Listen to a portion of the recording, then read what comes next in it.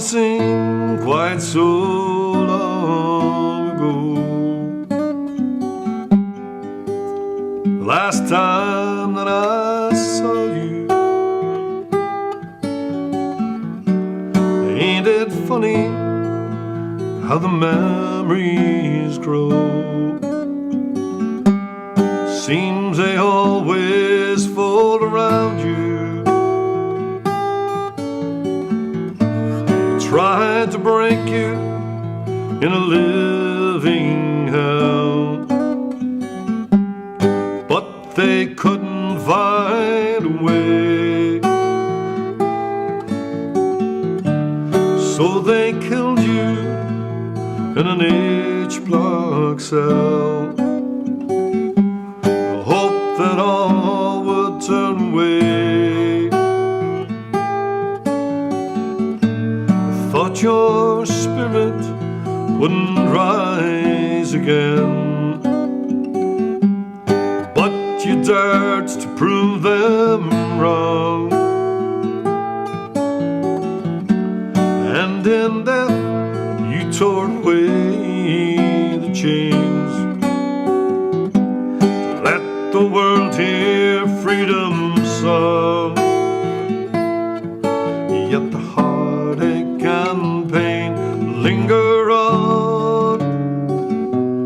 They're still here, though it's so long since you've gone. But we're stronger now.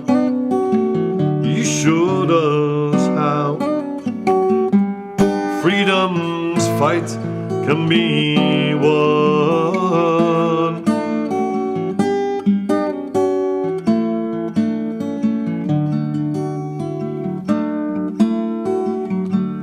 Wish there was an easy road to choose to bring the heartache to an end. But easy roads are always sure to lose. I've seen it time and time again. If you could stand by me like yesterday, I'd find the strength to carry on. So let your spirit shine along the way, and our day will surely come. Yet the heartache and pain linger on. They're still here, though it's so long since you've gone. But we're stronger now. You showed us how freedom's fight can be won if we all stand as one.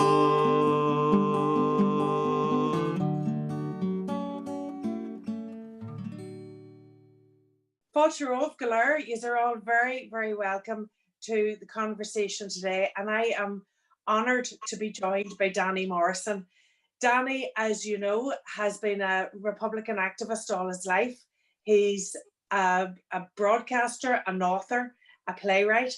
He's had a very interesting life and has been credited with some great speaks over the years. Danny has also stood a number of times in elections. He was elected in the Mid-Ulster seat, I think in 1982 in that assembly, and has contested the European seat as well.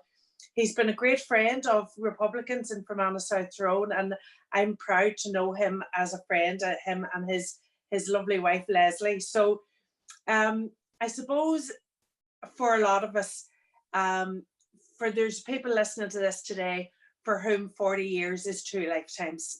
It seems like a long, long time in history. But for many of us, the hunger strike only seems like a blink. And the time period that we're talking about sometimes feels like it could be yesterday.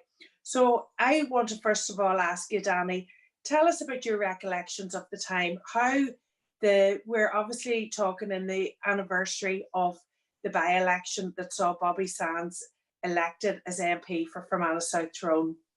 And there'd been a very turbulent time since the 1st of March when Bobby started his hunger strike to the 5th of March when our MP Frank Maguire died of a massive heart attack, and then the subsequent days following that.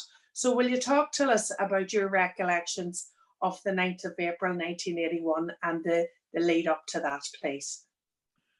Well, Frank Maguire had been a very good friend of the prisoners and of the prisoners' cause. He himself had been interned in the 1950s, and I think he was an agreed independent, perhaps in the 74 general election, in October 74. I think that's when he was first elected. His sudden death, took everyone by surprise, and when an MP dies, it doesn't necessarily mean that a by-election is automatically triggered. A petition or a motion has to be passed in the House of Commons or a writ has to be moved in the House of Commons, and that wasn't in our power, of course, to do that. And the first person that I recall mentioning the possibility of putting forward Bobby Sands or a candidate who was working for the prisoners was Jim Gibney, when he came into the office where I was working, as I was the editor of Infoblock, Republican News, and also the National Director of Publicity for Sinn Féin. And it was Jim who first proposed, he says, it'd be a great opportunity if there was a by-election to put forward Bobby Sands.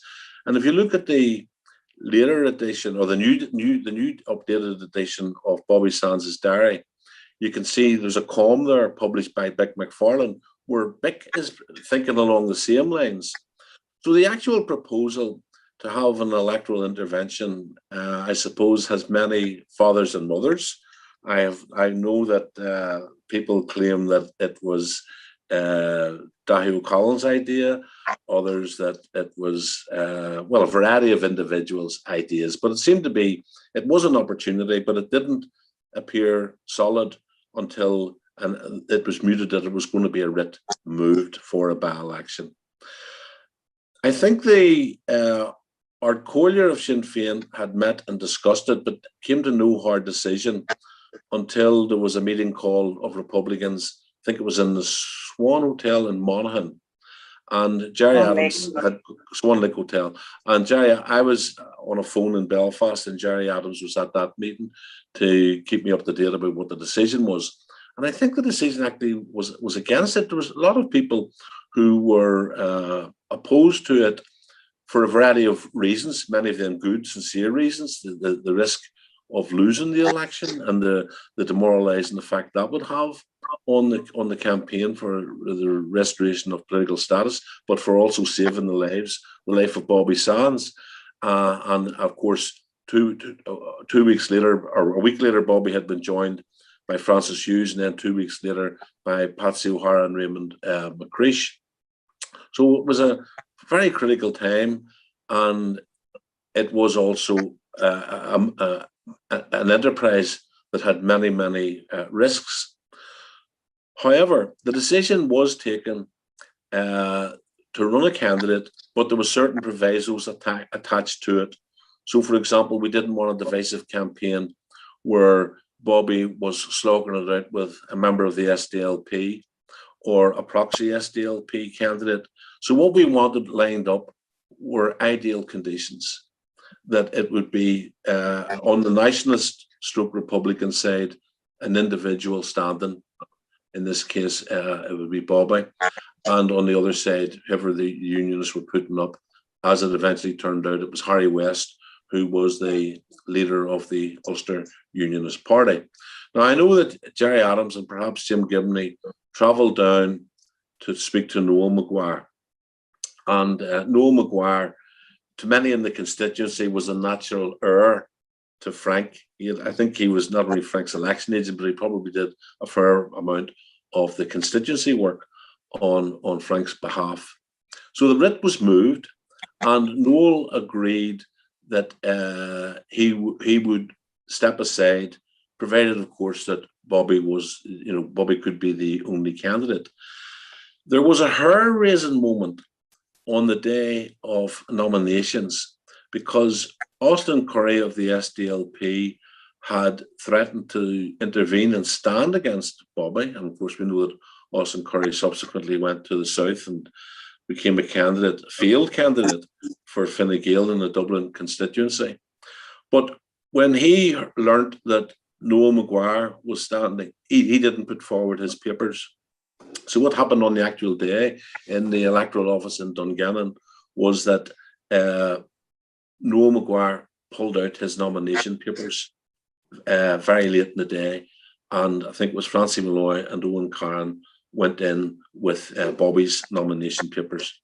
Also in the diary is Bobby's agreement to be a candidate, his nomination papers, which were signed in the presence of his solicitor, Pat Finucane, who of course we know was later assassinated by state agents in 1989. So I was actually that day, I was actually in Dublin making a film called Ireland's Hunger Strikes as part of the publicity campaign to rally support for the hunger strikers. And there was a news flash. I remember on the Dublin radio station, there was a news flash saying that Bobby Sands was going to be fighting with Harry West. And so we were over all the initial dangers and difficulties of there being a split nationalist vote, although there were some, I think some people did stand for that monster Raven lunatic party. I think that guy stood. So that was the setup. Now we were brought back to a meeting in Belfast, and it was our intentions to go up there to organise. Now listen to this. It was our intentions to go up there and organise and show the people what should be done, us city slickers. And it was an eye-opener. It was a great experience to meet all of these veterans who had been for years maintaining registers, almost for this moment in a sense. And they had, because they had already elected, Fermanagh South Tyrone had previously in the 1950s, as had Mid Ulster, elected political prisoner candidates. And I should add, just across the border, John Joe McGurl had been elected for Leitrim in the 1950s, and Rory O'Brady himself in the Roscommon constituency. So it wasn't the first time. If you go back to the 1918 campaign for the general election, when many Sinn Féin candidates were interned in Frongach prison or were on the run, and the campaign then had been, put him in to get him out. So there had been a whole history of electoral interventions involving prisoners. But I think this was the first time that a prisoner who was on hunger strike had been put up for election. So the stakes were extremely high. Coming down into Dungannon and then into Enniskillen and meeting with the people, it was just for me, I had participated in elections, I must confess, as a 17-year-old, when Jerry Fitt was a great hero in West Belfast. This was just 2 months before the SDLP were formed. I remember a future SDLP manager of the West Belfast constituency approaching myself and other young people and giving us ballot papers to personate for Jerry Fitt. Because this was the days when, afterwards the SDLP denied all knowledge of us, but this was a constant feature. And it was also actually, in a way, quite counterproductive because the other side was doing it as well, and you were wasting a lot of energy in trying to get people out in 1970 just to counteract the people on the other side. It would have been far better if all energy had been put into maximising the vote. So we learned a lot of things when we met the people up in Fermanagh and South Tyrone. They had everything at their fingertips, registers. They knew all about postal votes, absent votes. It was just extraordinary. It was very humbling, I have to say, very, very humbling. And so we threw in our lot. It was a big campaign. It involved people who were not Republicans, people who were old nationalists. It included independents, and of course, lots of people from across Ireland came in to add their weight to it. It was an extraordinary, incredible campaign. Now, the harassment was unbelievable. I mean, I think Jim Gibney and I were out in a car and we were probably stopped, 10 times. And the whole point of it was to stop us from canvassing, to reduce the campaign.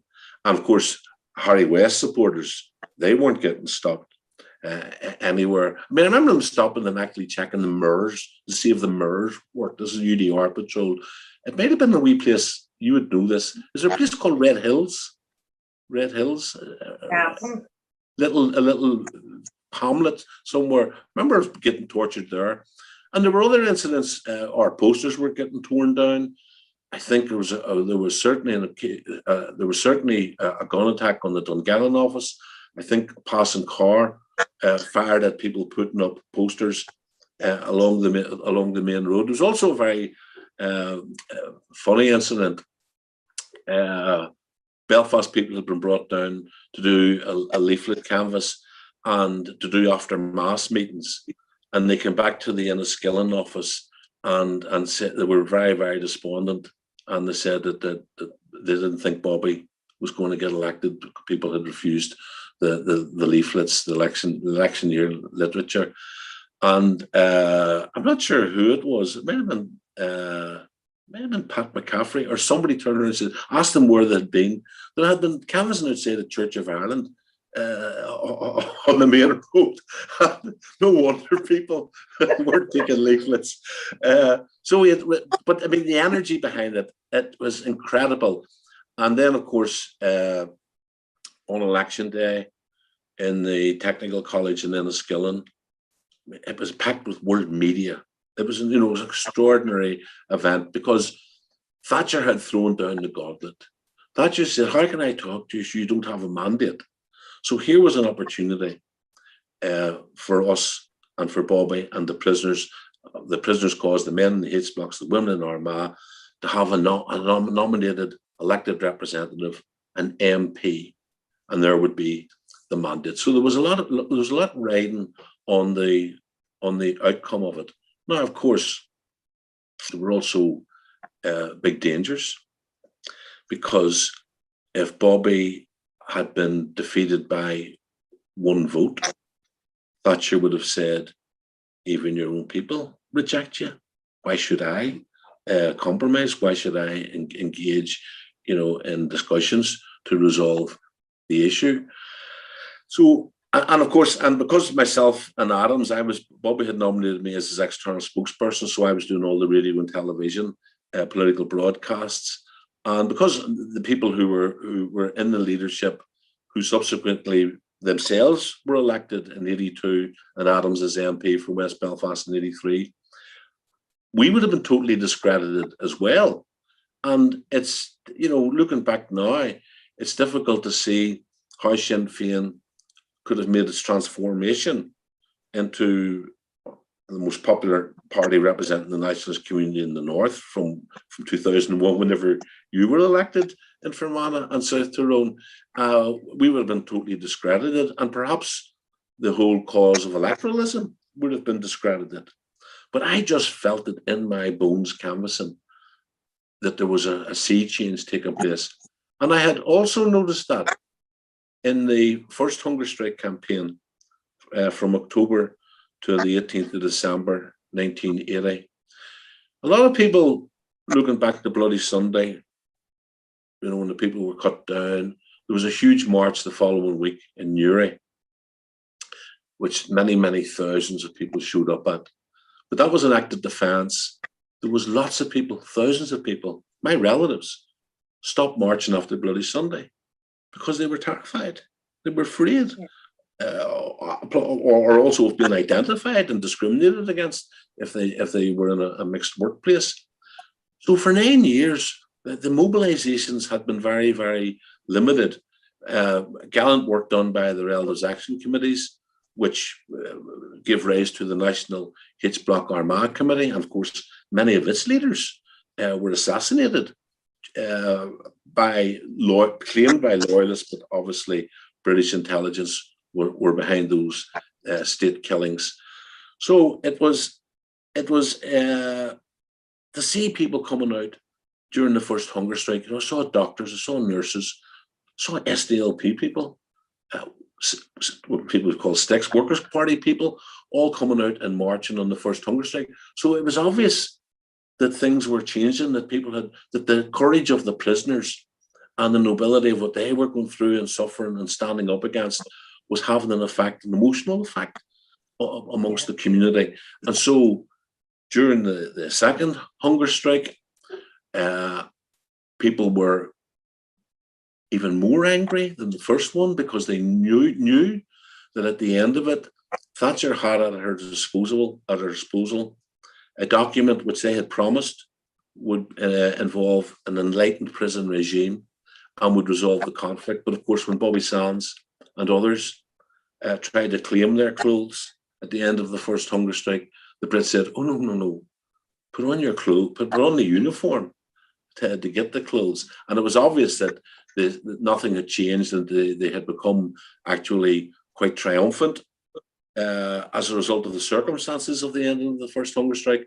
And this fueled the anger on the streets behind the second hunger strike, led by Bobby Sands. And of course, Bobby decided the strategy, he would go out on his own, so that there would be people, when it reached a critical point, there would still be hunger strikers.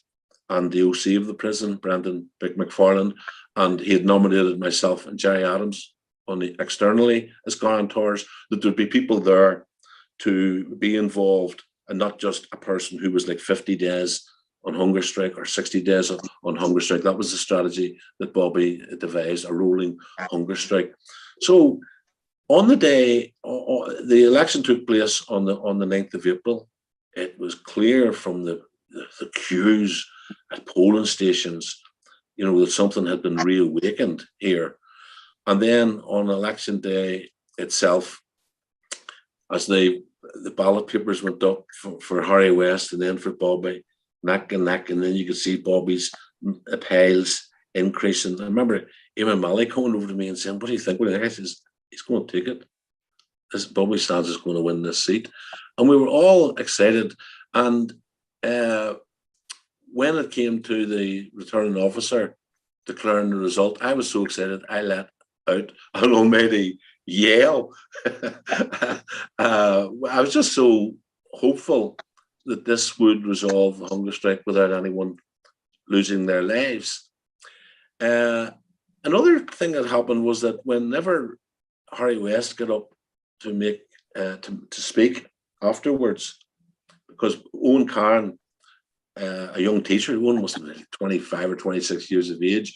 Owen was Bobby's election agent and had been presenting him in terms of the election, in terms of speeches to be made in the constituency, etc.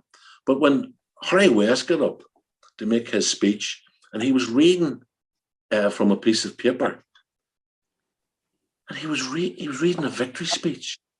He hadn't realised that he had lost, and he stumbled, and I felt a lot of sympathy for him. I felt very sorry for him. And then he sort of stuffed it back in his pocket, and I think he may have actually condemned the people of Fermanagh and South Tyrone. But it was just a moment there, an incredible moment.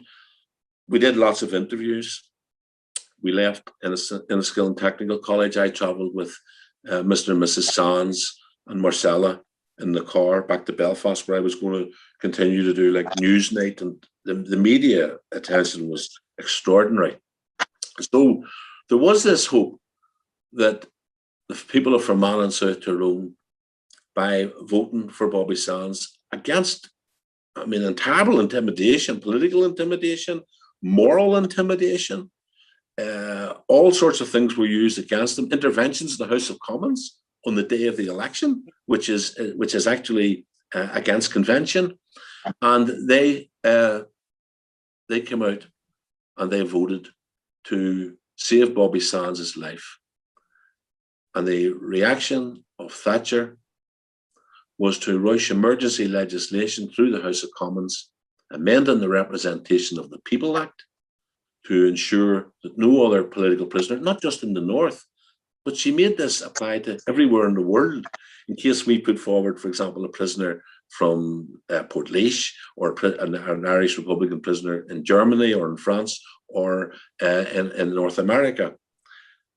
Now, the effect of that legislation actually backfired on her, because it meant that after Bobby's death and another by-election, another that was moved at one stage incredibly by James Molyneux of the Ulster Unionist Party, thinking that it would be a different election the second time around with no political prisoner standing. And because we were barred from putting a political prisoner forward and the hunger strike was still continuing, we put forward Owen Carron, who was a member of Sinn Féin but ran on a National H Bloc Armagh political prisoner ticket. And again, that was another extraordinary campaign. And again, Owen was elected by the people of Fermanagh and South Tyrone. You know, it's very interesting. Bobby actually got a bigger majority than Thatcher got in her constituency in Finchley. And the attention of the world, you know, was just focused here on that battle, David versus Goliath. A young man, 27 years of age, has spent a third of his life in prison. There had been relative peace in the jails until the British government decided to renege on a settlement of the prison issue in May 1972, when, after another hunger strike and before anyone died, they had accepted political prisoner status, which they call special category status. So the British created this problem. They knew from history, I mean, you go right back to Wolfe Tone, Thomas Ashe, O'Donovan Rossa, you know, Republicans would never accept the criminalisation, which is a strategy used by occupying powers, imperial powers, colonial powers, wherever they go, to make second-class citizens, to humiliate the natives. And they knew, their civil servants knew, because they would have had to have their eyes right across history, that Republicans would never accept this situation in the H blocks and Armagh. And yet they set out deliberately, because their strategy was that if we can defeat and demoralize Republican prisoners in the jail, it'll defeat and demoralize the Republican resistance outside the jails. It was as callous as that. Single out these people. Yeah, Maggie Thatcher, I grew up hearing of Maggie Thatcher, and when the first hunger strike had failed, the fact that Bobby Sands went into the second one knowing that he would die, the fact that this was a young man, 27 years of age, as you've said, spent a third of his life in prison, had educated himself in the prison, had an understanding of international struggles and conflicts around the world, had a historical understanding of, you know, what was happening in France or in the United States or in India. A fascinating man, and to have the knowledge, the breadth and depth of knowledge that he had, but the strength of his convictions as well to go into that hunger strike. You talked about his majority. Bobby's majority was 1,447 votes. When Owen Carron stood in the subsequent by-election, he increased the majority, and we know then that the SDLP split the vote in the subsequent election, and Owen lost that seat. But I think Bobby Sands is a remarkable young man, and anybody who can should read some of his works. A poet, a storyteller, a songwriter. He really was fascinating as a person. And I suppose the history of elections in Fermanagh South Tyrone, and, you know, not just Frank Maguire, but Frank McManus before him, Cahir Healy and Philip Clark, who had stood in the 50s. We had a history of elections, but never an election like this one. And we know how, you just talked about the Republican prisoners and what they went through. And I was involved in a conversation at the weekend about the women and about what they went through, because obviously the women in Armagh were on a subsequent the same hunger strike, along with the men. Didn't come off it, didn't believe that the hunger strike had ended, and wouldn't come off it until they heard factually. But when you look at what the women went through as well, the strip searching and the state-sanctioned sexual violence on the women in both Armagh and Maguire. I mean, really and truly, the British government thought they were taking on the weakest link, and they took on the strongest people within the Republican movement. And the hunger strike was just a pivotal moment for all of us. And I know it certainly changed my life. Talk a wee bit, Danny, about you talked about the countdown, about Harry West and all of that, and the famous yo that you let out of you. I think we all heard that. And even yet, those iconic images of the returning officer reading out the result, and Bobby's 30,493 votes. You know, that was a one of those moments in time that you never ever forget. What the prisoners went through, not just throughout the hunger strike, but leading up to that, the no wash protest and all of that. The fact that political status had been taken off the prisoners, and the fact that Maggie Thatcher was absolutely determined to break the struggle. But there must have been stories too that we haven't heard before, that I want you to talk about as well. You talked about your reflections and getting stopped and all of that, but I think there was an incident, was there, when you were getting photographed by the Ulster Herald? Is that right? I think in these days we all know about having Zoom meetings and been dressed from the top up, but is there something you wanted to talk about? Just a wee lighthearted moment of reflection on that campaign and what happened there? Well, but just before I come to that, when the hunger strike ended in October 1981, 10 prisoners had died. Many people had died on the outside, including young people killed by plastic bullets.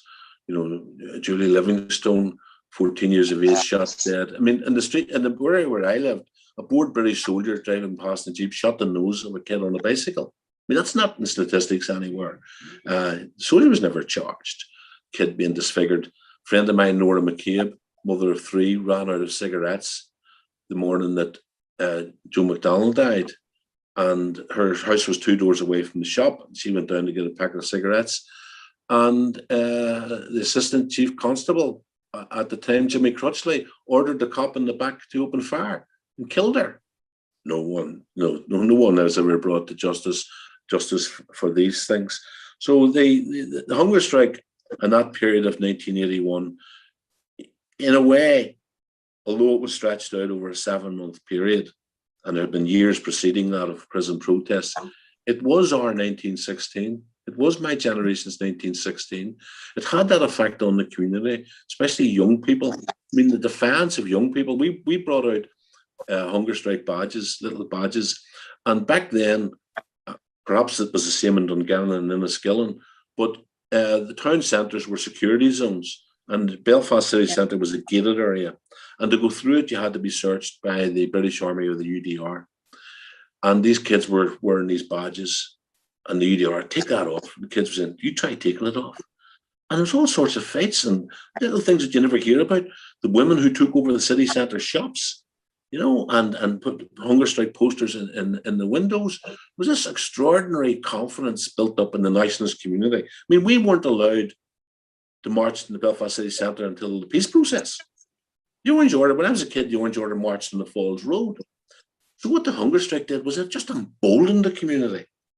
These people, these women and men can go through this, then what more can we do? It was just incredible. It was a revolution amongst the nationalist community. So when the hunger strike ended, Owen Cairn was the MP for Fermanagh South Tyrone, and we had to decide what to do, because there were people who were saying it was a one-off intervention, right? Owen should resign and there should be a by-election. Our attitude was, some chance. What we have, we hold. And Owen's election office in Enniskillen and his election office, I think it was in Ann Street or Airy Street in Dungannon, we turned them into constituency offices, and people came in as secretaries, as advice centre workers. And Owen was getting calls from right across the community. And because he was an abstentionist MP, he was there all the time, fighting for them. But what also happened at the end of the hunger strike was almost immediately the British government gave the prisoners their own clothes. And over the course, right up until the big escape, after the big escape, the prisoners, when I went into the H blocks, I was sentenced 8 years. And when I went in, 5 demands, 25 demands were given. You know, when I was being locked up on my first night in the H blocks, the prison officer's crew said to me, "Is it okay if I lock the door, Danny?" And then he said to me, "Ihawa, good night." And I was thinking, the suffering that went on in this place. And at the end of it, and it's quoted in that book, Hunger Strike Reflections, prison governor says, you know, we always knew they were political prisoners, but we were just told to do that. And it was a disgrace that what happened and what the suffering that they inflicted on our people. So when the hunger strike ended, there was a new Secretary of State, James Pryor. And one of the first things he said was that I'm thinking of setting up an assembly and there will be rule and devolution. As it improves, I will give it more powers.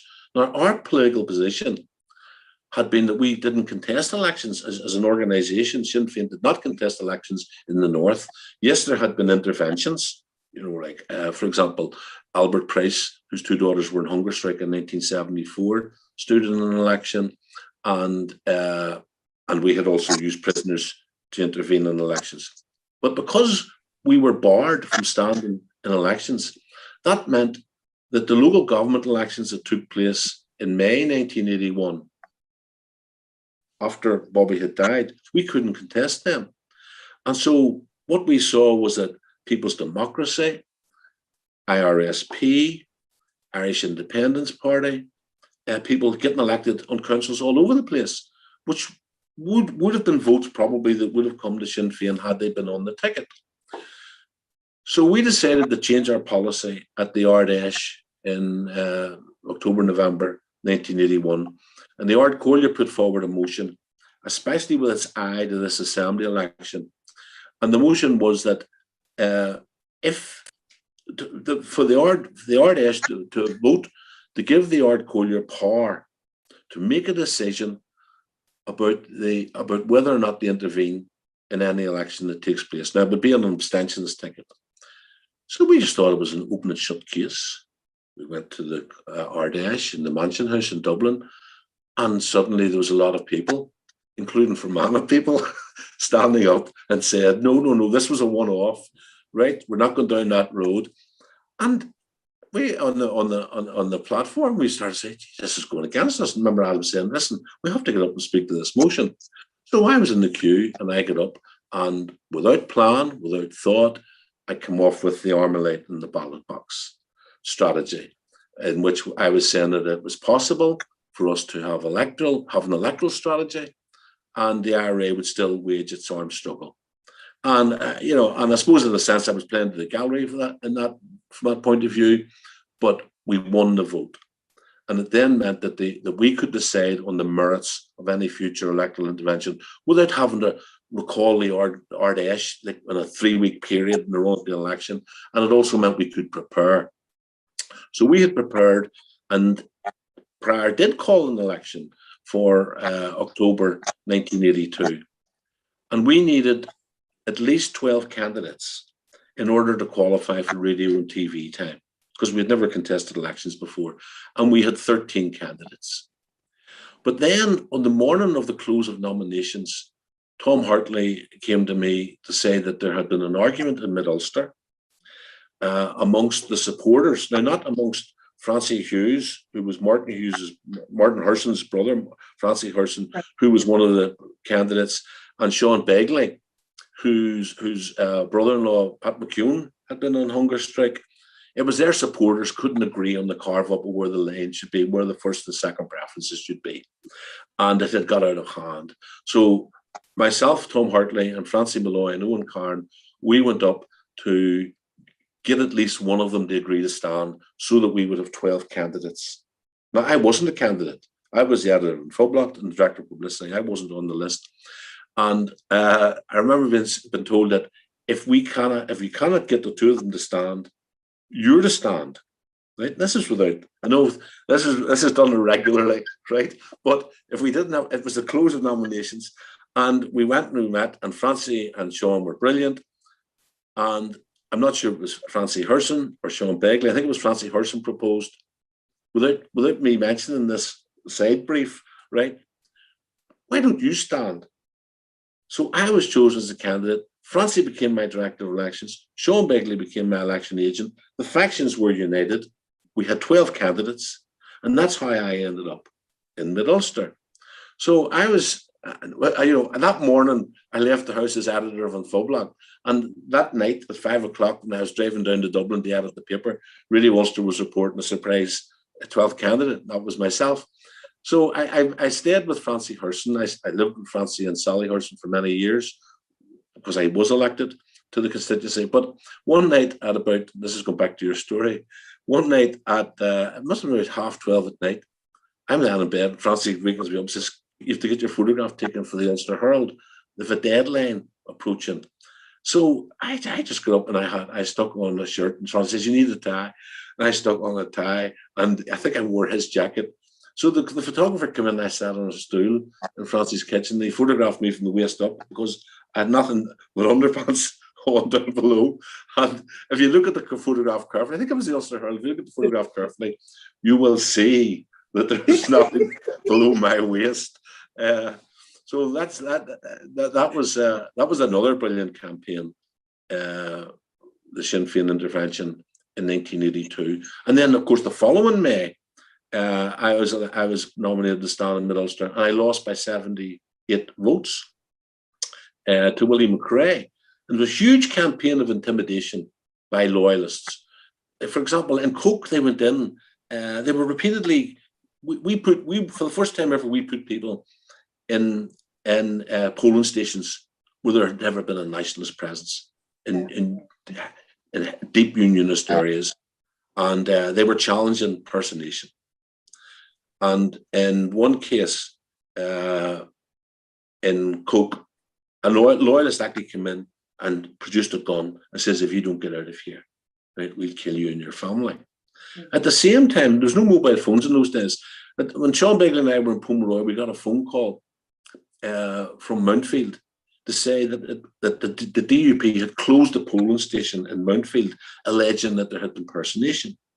So we jumped in the car and we got there at about 10 to 10, and there was about 150 people waiting to vote. And we went up to the poll or the electoral lane and said, what are you doing? Oh, the DUP alleges there's personation. We said, oh, challenge the people and get them arrested if you think they're personating. We said, you have no right to close down the station. So he reopened the station. About 30 people got voting, and he closed the station. And so on polling day, our votes were neck and neck. There was a four-way. Dennis Hockey had stood for the SDLP, and in the assembly elections in October 1982, the SDLP were ahead of us by 4,000 votes among all the candidates, PR election. But at this time around, we overtook them by 4,000 votes. So Sinn Féin was the majority party basically from 1983 onwards in Mid-Ulster. And of course, Martin McGuinness later on became the MP for the area. So we got elected. Adams then took West Belfast off Jerry Fitt in May '83, and it looked like it was, just a powerful, continuum of progress. But of course, there were problems. I mean, obviously, we opened up advice centres. We did the constituency work. In the South, in the June general election during the hunger strike in 1981, we put forward many prisoner candidates, including Martin Herson, Joe MacDonald, Kieran Docherty. Mairead Farrell stood as well. Mairead, who had been on hunger strike in 1980, and of course was killed by the SAS in Gibraltar in 1988. And we got two people elected, Kieran Docherty for Cavan Monaghan and Paddy Agnew for County Louth. And that intervention, by the way, deprived Hockey of a majority. And from that point onwards, there have been coalition governments in the south of Ireland as a result of that intervention. Now, when it came to the following general election in the south, when Gareth Fitzgerald called an election in February '82, our vote, the prisoner vote, disappeared. and it went back to the basic Sinn Féin vote at council level in those constituencies. And it was quite obvious to us that there was a problem with the fact that in the north, the nationalist community were alienated from the state. That was taken from the point of partition onwards. We were second class, we were treated as second class, we were looked down upon. But in the 26 counties over the years, although partition and the Free State had been contested and the Civil War had been fought, and over the years, after Fianna Fáil split from Sinn Féin and entered Leinster House, the people in the south didn't view the institutions of the state the same way as the nationalist community did in the north. And we had a problem there with identifying with people. And that ultimately was to lead to the decision of the Ardèche in 1986 to end abstentionism towards Leinster House. And also, of course, that was when Rory and Daithí left to form Republican Sinn Féin. Absolutely. Well, God, Danny, I'm exhausted just listening to all of that. And we could talk about this all day. And obviously, this is fascinating for those people who didn't live through it and who can maybe understand now some of those battlegrounds around election times.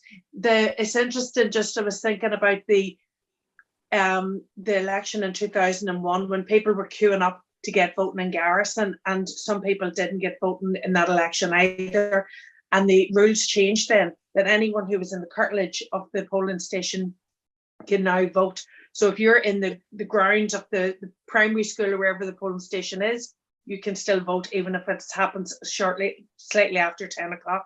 So, you know, it's taken an awful long time and an awful lot of battles to try and get a bit of equality and a bit of fairness in the electoral process.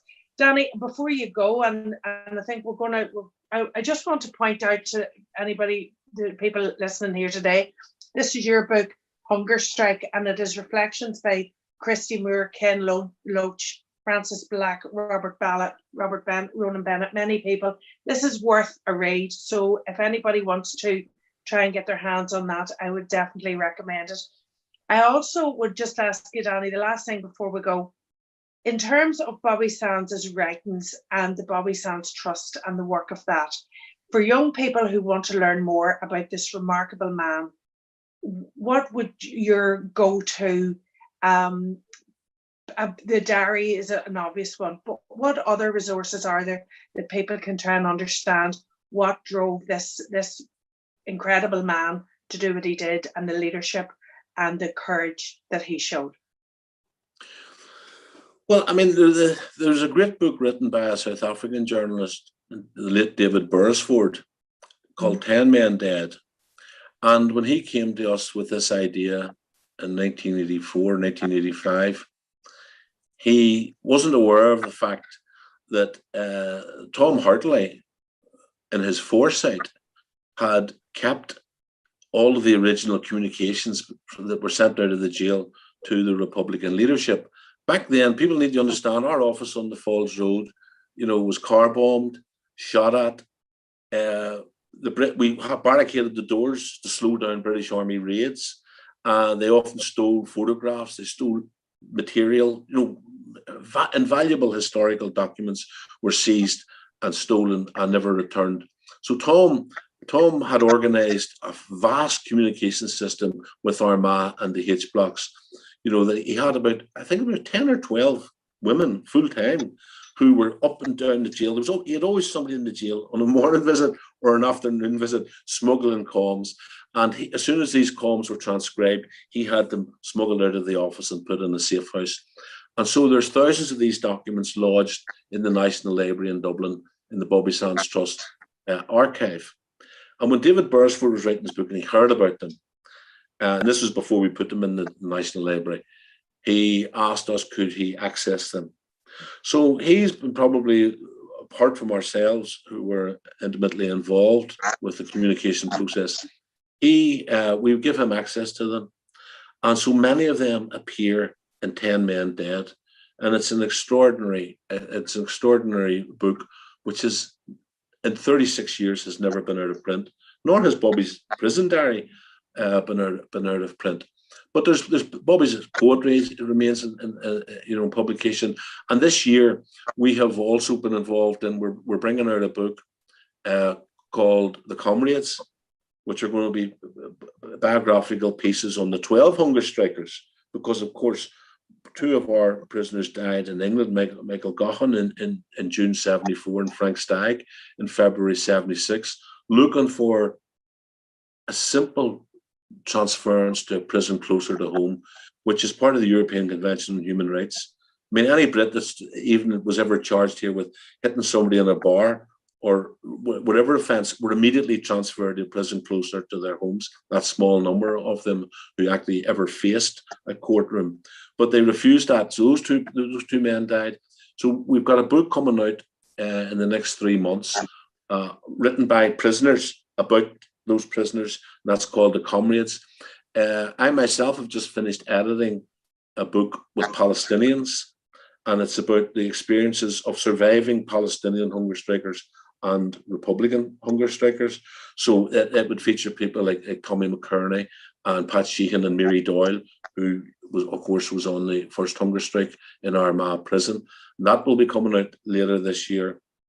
And they're also on Ishog and Green Cross are bringing out, reissuing a brilliant LP, which was crucial to the campaigning, the Hates Block album from 1980. So they're bringing it out as a vinyl LP.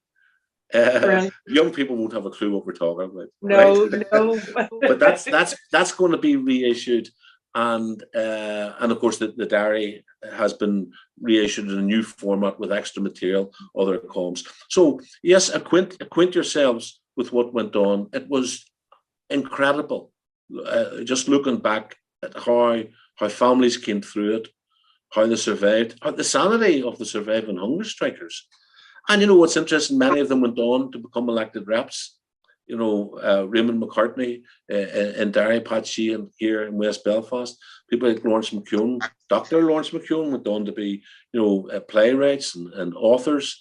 And then others like Carol Nichullin went on to become Minister of Arts here. You know, she did time, but after the restoration of political status. So it is an extraordinary, incredible story of prison struggle, which it travels around the world. I mean, that, you look at, films made about Bobby Sands, documentaries made about the hunger strike, 66 Days, Steve McQueen's film Hunger, the songs that have been influenced by those men and by those women is extraordinary. It's a period of which we can feel immense pride and are completely in awe of them. Well, I think that's a very suitable place to stop. Danny, we're in awe of you as well, and your story is incredible. And I want to wish you all the best in the future. We stand on the shoulders of giants, Danny, and I want to thank you for giving us your time today to share your reflections, your recollections, your memories. And thank you. Keep inspiring us. And let me thank the people of Fermanagh and South Tyrone who initiated this fantastic transformation in our